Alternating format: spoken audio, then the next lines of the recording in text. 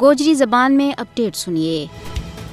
بھارت کے زیر تسلط جموں کشمیر میں نہ صرف چھاپا اور محاصرہ کے دوران بے گناہ لوگوں پر ظلم و تشدد، گھراں کی پان توڑ، گرفتاری، عزتوں کی پامالی اور بے گناہ لوگوں نے دوران حراست لاپتہ کیے جا رہے ہوئے، بلکہ جعلی جھڑپاں میں بے تقصیر لوگوں نے گھروں گرفتار کر کے دور دراڑے لے جا کے قتل کرنے کی کارروائی بھی اپنا عروج پر ہیں۔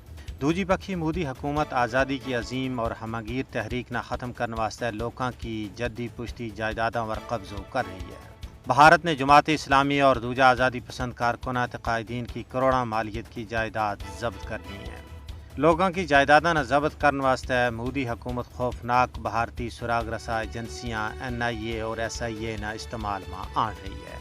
آزادی کا حامی بندہ اور جماعت اسلامی کا تقریباً 250 مزید اثاثہ ضبط کرنے واسطے تیاری جاری ہیں۔ سیاسی ماہرین کو کہنا ہے کہ کشمیر میں عام لوگوں کو قتل عام اور جائیدادوں پر قبضہ بھارتی حکومت کی طرف ایک سیاسی انتقام تو سوا کچھ بھی نہیں ہے۔ جائیدادوں پر قبضہ کو مقصد کشمیریوں کی جد و جہد آزادی میں ان کا کردار کی سزا دینی ہے۔ بھارتی فوج کی لگام کھلی چھوڑ دیتی گئی ہے۔ وہ فوجی کارروائیوں کے دوران نہ صرف بے گناہ لوگوں نے قتل اور تشدد کریں بلکہ کارانہ بلڈوز کر رہے ہیں۔